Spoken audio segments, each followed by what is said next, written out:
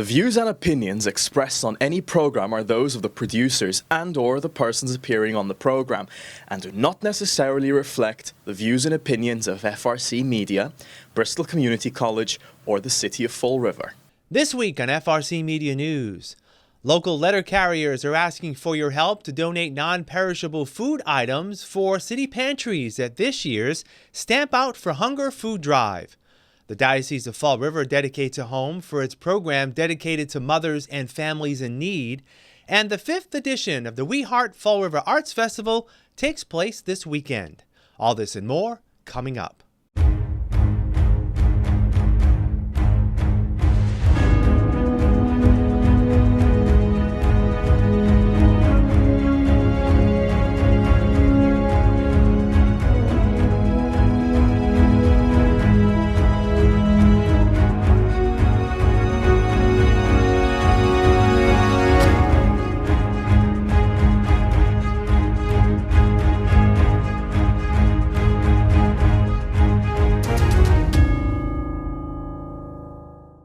It's Thursday, May 8th, 2025. This is FRC Media News. I'm Keith Tebow. Letter carriers in Fall River, Somerset, and Westport will join thousands of others across the country on Saturday in collecting non-perishable food items as part of their yearly Stamp Out Hunger campaign to stock local food pantries. Residents should have received a plastic bag in their mailbox to fill with food donations. Fall River organizer Paul Nahr says local letter carriers look forward to this event and residents remain extremely generous in their support. This is so important to us. As I've said in the past, we just act as a conduit between Fall River and Somerset residents and Westport residents to the important work that the food pantries do in this town and in Somerset and in Westport. They are so grateful when they see our trucks coming on Saturday. A lot of them, it gets them through this period where now the kids are going to be getting out of school, they're going to be having to supply more food than they have in the past, so this helps them get into those summer months. So all we ask you to do, simplest thing in the world, is to just put some food outside for us and we will take care of the rest. We're also blessed to have the United Way that for 10 years has helped us produce bags for this food drive. Those bags have actually doubled the amount that we normally took in before we had those bags because we sent out a simple postcard, but the bags have made a big difference. Usually between 50 and 60,000 pounds is what we raise. For 10 years, the United Way of Greater Fall River has partnered with local letter carriers in supplying the bags with the support of Bank 5, Blount Fine Foods, and St. Anne's Hospital Brown Health. United Way Executive Director Kim Smith says the organization's participation in the food drive supports its mission to combat food insecurity. With more than 1 in 3 children living in poverty and 1 in 5 adults struggling with food insecurity in our area, efforts like this matter deeply. A warm meal provides the foundation to move successfully through your day, and without that nourishment, everyday challenges become even harder to overcome. As letter carriers travel through our neighborhoods, they witness firsthand the realities of hunger and food insecurity. They are not only trusted messengers, but also community ambassadors, uniquely positioned to connect with and support those experiencing hardships. Through Stamp Out Hunger, they lead the charge, working hand in hand with residents to fill pantry shelves at a time when donations typically decline. 16 food pantries will be the beneficiaries of the food donations, including the Veterans Association of Bristol County and Fall River, which every month serves 800 veterans in need. We do a monthly food pantry. They're eligible once every 30 days for a shopping cart of groceries. But we also have, we call it the rescue room, and I was explaining that to Paul, where non-perishables, the veterans can come in as often as they would like and shop in that room. Bread, all of the non-perishables, we have that. We have our clothing trailer. We do a hot lunch each day, coffee social. Lot going on. This is huge. Like Paul said it perfectly, where at the holiday season, we do get a lot of donations, and then it kind of dwindles down throughout the year. So this, like I said, helps get us through the next couple of months of making sure that people have enough food. Mr. Nahr says, unfortunately, the food pantries play an ever-increasing role in the community as individual circumstances change. We're all one event away from possibly needing them. And as you said, I'm out there in the community. I'm sure the man that lived at 100 Hancock Street wasn't planning on his house burning down on Easter, so I'm not sure what he's doing now. I have somebody in the Walmart area that has stage 4 pancreatic cancer. That's going to affect his family going forward. I'm not sure. I have another one in the Maplewood area that has brain cancer. That's going to affect his family somehow. So we see it out there, but we're all just one event away. I will tell you that we have had a couple of letter carriers actually use the food pantry. One was a divorce. Now all of a sudden there's child support payments, and now there's a second rent payment that's got to come due because you were living together and now you're living separately. So I'm grateful that I've never had to use one, but I'm grateful that they're there because we never know if one of us is going to need them. This week, the Diocese of Fall River dedicated space that will house its Family and Respect Life office. The Faustina Center, named after Saint Faustina, the patron saint of mercy, supports expectant mothers and their families within the region. The Faustina Center, an island of mercy for families, are open to meet and try to meet the needs of moms and families in need. And that can go from baby items, baby clothes, maternity clothes, to grocery gift cards and everything in between. We've been dreaming about a special place so we can expand our love, compassion, and service to all the people around us. So it is very special to have now a place, an address, so we can expand our services. Ms. Robinson says the Faustina Center has been in operation since 2020 and provides support and counseling to women who face challenges during an unexpected pregnancy. 70% of the moms there are contemplating of aborting their babies and terminating their pregnancies because of financial hardships. If we can provide and help those at least 70%, we can just, meet that goal to save as many lives that we can. So that's why we are here. We're here to provide them support. When they say yes to life, we showed up and we say yes with them. To be able to visit those families. So when we bring the items, we get to hug them. We get to sometimes hear their stories. We got to cry and laugh with them. So that has been a life-changing personally for me. Diocese of Fall River Bishop Edgar Acuna was on hand to dedicate and bless the Faustina Center. He says the church's pro-life message needs to be accompanied with spiritual and material support. Sometimes we need to do more than just tell them that is wrong. We need to also offer help and an alternative, because some of them are desperate. They are not killing a baby because they are bad people, but because they find themselves in a situation they don't know what to do. And so for us to support them and to provide a place, to provide a service, to provide care, to provide even material and financial support sometimes is what they need to make the right choice then, to say, yes, I can have this child, I can bring this child into this world, I can give this child an opportunity to live like we all had an opportunity to live. The Faustina Center is located at 931 President Avenue and open by appointment only. For more information, you can call 508-669-7966. Next week, the Fall River City Council will, for the third time, take up the nomination of interim Police Chief Kelly Furtado to be appointed full-time.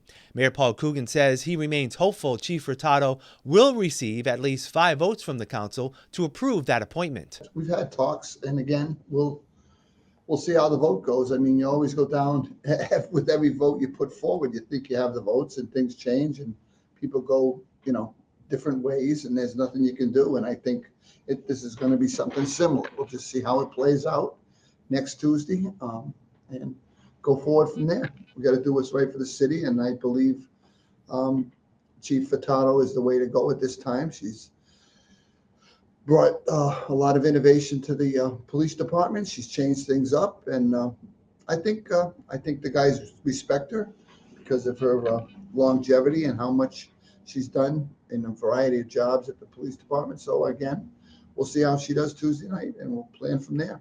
It's been a month since city residents have had the chance to obtain nomination papers to run for mayor, city council, or school committee in this year's municipal election. Here's an updated list on who has taken out papers thus far. No new candidates have sought papers to run for mayor since the opening week of the process. Mayor Paul Coogan is seeking election to a fourth term. Others showing interest are Carlos Caesar, perennial candidate Michael Vandal, Alphonse Hathaway, and Gabriel Boomer Amaral.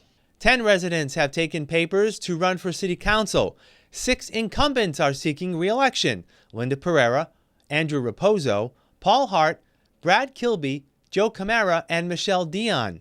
Recently appointed member Ricky Tith has also taken out papers. Challengers thus far are Laura Pacheco, Nathan Sylvia, and former city councilor Christopher Peckham.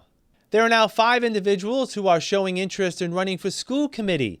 They are incumbent Kevin Aguiar, appointed member Colin Dias, and newcomers Randy Scott Dudek, Gloria Sadler, and Krista Lynn Cormier. The last day for candidates to submit their nomination papers for certification is July 19th. The city's preliminary election is scheduled for September 16th, with the municipal election slated for Tuesday, November 4th. FRC Media will once again be offering our resources to the candidates so they can share their opinions on the issues with the voters of Fall River. Time to take our weekly look at economic development activity across Fall River. I am joined, as I am weekly, by Kevin Lawrence. He's the owner, editor, and publisher of Fall River Development News on Facebook. Kevin, how are you? Well, good day, Keith. All right, let's get right into it.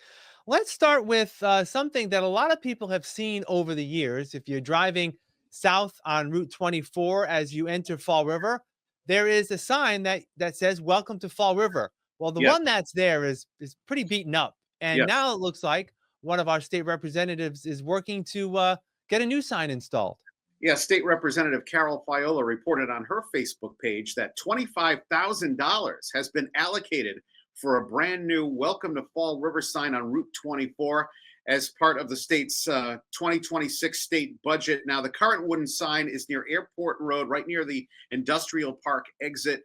I believe it was put up in the 80s. It's faded and it's a wooden sign, and there's brush surrounding it that's kind of overtaken the sign, blocking some of the letters on the sign. So this is where the new sign would be going, and $25,000 is quite a sum for a new sign. We posted it on Fall River Development News, and I believe we have over 200 comments, some positive, some negative, but people were kind of shocked that that amount of money was being spent on a Welcome to Fall River sign overall. Yeah, absolutely. And signs like that, I guess because it's on a state highway, I guess the state can get involved in providing funds for that. I don't know how that would work. Maybe it's part of a tourism allocation.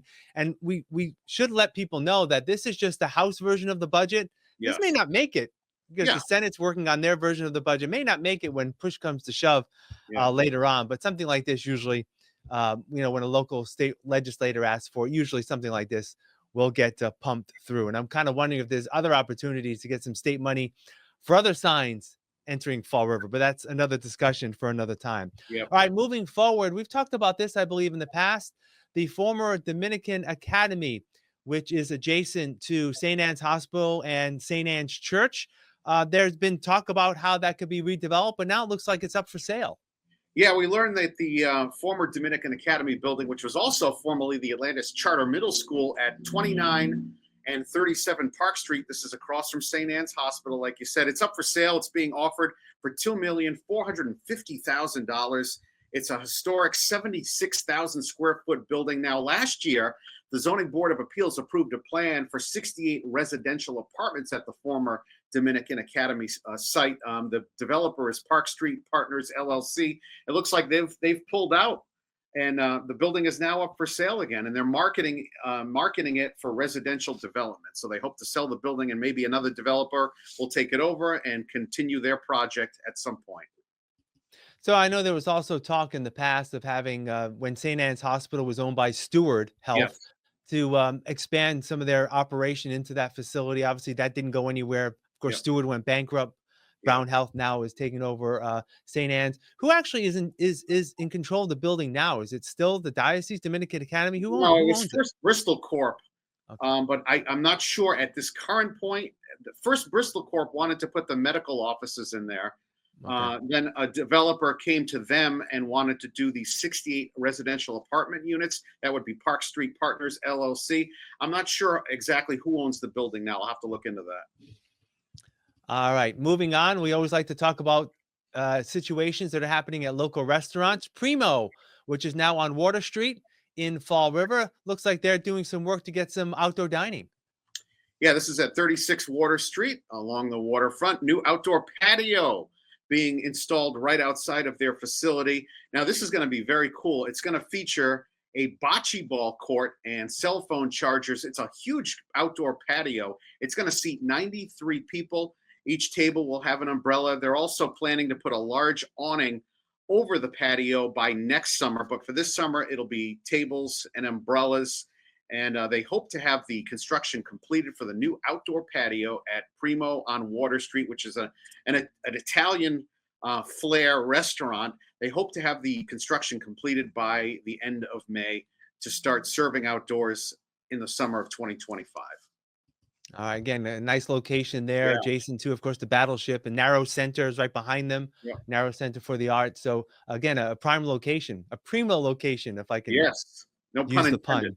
And Yeah. I did Yes. for that location. All right, and finally this week, there is another smaller restaurant that actually has one location in Dartmouth, looking to locate here in Fall River. It's Lebanese Pita Pocket. They offer authentic, healthy, homemade Lebanese food. They have a location at 519 State Road in Dartmouth. They announced on their Facebook page that they're going to be opening a second location in Fall River. Now, on their Facebook page, they didn't reveal where exactly it was going to be. I did contact the owner, Hassan Hajazi, and he told me that they need a few more days to complete the lease agreement. He did tell me, though, it would be somewhere near the Walmart location in Fall River. Not exactly where, but somewhere surrounding Walmart will be the new location for Lebanese Pita Pocket, with their second location coming to Fall River, Massachusetts. All right, always exciting stuff, and you can always find out more of what Kevin is following by following Fall River Development News and liking it on Facebook. Kevin, thank you for your time as always. We'll talk next week. Thank you, Keith. Here are some job descriptions on the latest hot jobs list from the Mass Hire Fall River Career Center.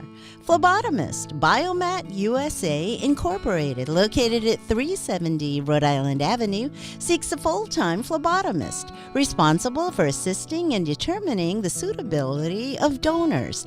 Job number 224-82095. Billing Supervisor, Republic Services, located at 1080 Airport Road, is looking for a full-time billing supervisor responsible for the preparation of accurate and timely bills to customers. Job number 224-82837.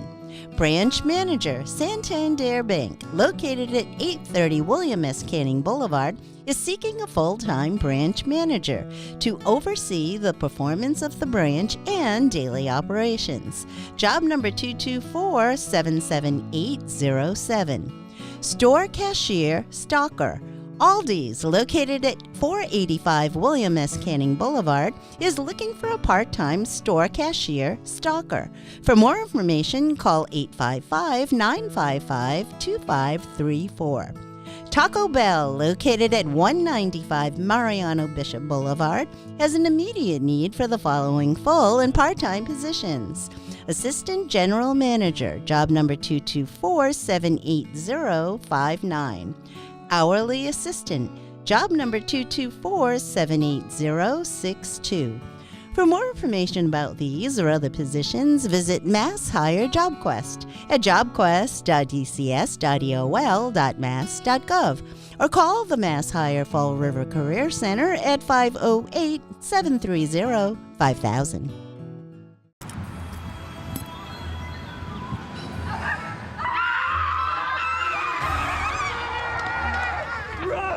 Run for your lives! It's coming! Run!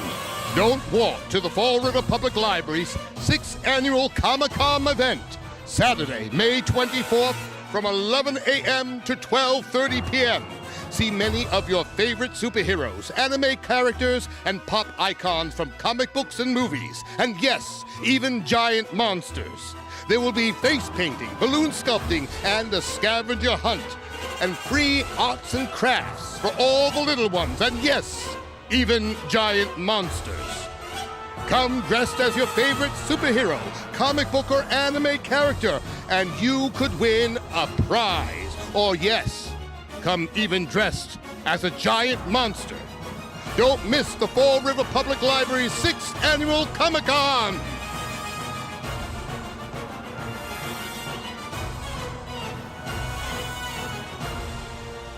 Welcome back. The Fall River Arts and Culture Coalition, a member-based organization dedicated to advancing arts and culture in the city, has a new executive director. Tracy Barboza is a South Coast native and artist who says that combination will serve her well as the organization moves toward growing Fall River's creative economy. I understand the challenges in the community. I understand the mentality as being from this area. And I also have the perspective of an artist and what it takes to maintain that vision of beauty and keep that alive in people as times get hard and change. My executive committee, which had selected me for this position, is certainly a table of powerhouses that we want to grow. We want more people to come to the table and help with this mission of bringing great art and highlighting the beauty of the South Coast and Fall River. So my mission would be to follow through with a lot of the work that's been happening already, some of the programming like We Heart Fall River, and getting to know the artists and really trying to highlight what they're doing in a special way so that people really can find those beautiful gems that are here in the city. One of the annual events sponsored by FRAC and Viva Fall River takes place this weekend. The 5th annual We Heart Fall River Arts Festival runs from noon to 4 p.m. Saturday on Sullivan Drive adjacent to Fall River Government Center. It's such an ingrained part of the city and how the city formed and that idea of craftsmanship and just making and being resilient. And this, I'm especially proud of this event because it's an opportunity for anybody and everybody who's doing something and making and being creative to come together under this one big platform and kind of stand together and show people how creative and amazing Fall River is. And it's also part of South Coast, Art Week South Coast, which is a 10-day celebration from Wareham to Somerset. 9 towns and cities, over 100 events. And this is like the Fall River's big event. And, you know, we get people every year that do their own events, but this event was created to be that kind of inclusive environment where people could try out new things and see, you know, and learn about things that they would have otherwise not know about in the city. So I think, you know, even though it's become an annual thing, we always try to reflect the ever-changing community around us. The outdoor event will again feature over 25 local makers as part of the Farmers and Artisans Market on Old 2nd Street. Some of these vendors are brand new. I don't even really know them, making some really great things like hand-blown glass, a lot of art. We do have some clothing, some children's items, some artisanal foods. I mean, expect some really high-quality vendors. I'm really, really pleased with the people who are coming this year. Food will also dominate the festival with a wide variety of offerings. We're expecting some favorites like Pop's Mobile Brick Oven Pizza. Our friends over at Bun Buds will be there with their new trailer. We also have, some newer ones like Brownell's Bakery, which is not a food truck but a food stall, and they're a new business out of Westport. But it's nice to see the tried and true favorites come back every year and help us to make this event so great, but also offering an opportunity for these new businesses and entrepreneurs to test it out and see if they can gain a following. So I love that mix of seasoned veterans and entrepreneurs. There will also be a stage featuring regional and local musical entertainment. Our friends at the Narrows always do such a great job getting an incredible headliner. We have Neil and the Vipers, who've been playing in this area and many other places for almost 40 years. And they've played with some of the greats like B.B. King and whatnot. We've decided this year to add like an opening act. And so that'll be, she's a local artist and a musician, and her name's Tori Costa, and she's coming with her band. And so that's it's an opportunity giving people opportunities to meet the community and likewise for the community to enjoy these new artists. As always, there will be plenty of activities for kids, including a program coinciding with Children's Book Week. Inside the atrium of the government center, we're going to have 4 different corners that we're going to bring storybooks to life. So we have, in a super interactive way, we have the David Mello, of course, from the Fall River Public Library. We have a digital drawing session with Sketchy Go Itchy. That's going to be really, interesting.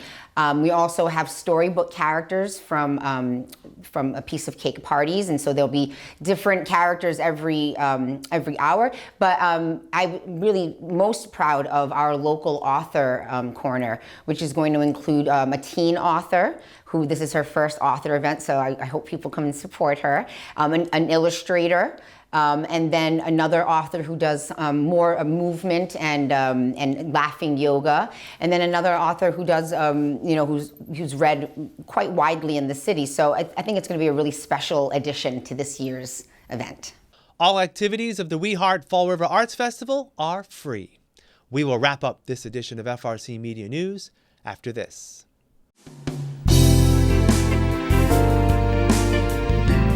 Welcome back to Hot Dogs and Cool Cats. Today we have Millie, a 6-year-old Basset Hound, who is around 57 pounds. She's been here about less than a week, and she was an owner surrender. She's not bad on the leash at all. She only has a slight pull. If she does pull at all, she'll usually stick around you or is just a very easy walker. Even though she's 6, she still loves to go for walks and hikes. Once she's back inside after her walk, she loves to settle down and becomes a little couch potato, so she'll definitely be a good-sized dog to just lounge on the couch with you or take naps.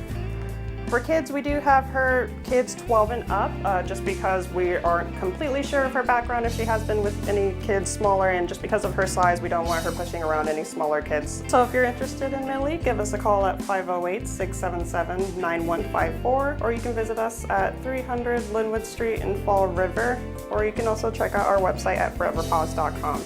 We'd love for you to meet Millie, and we know that she would love to meet you as well. Today with us we have Pat.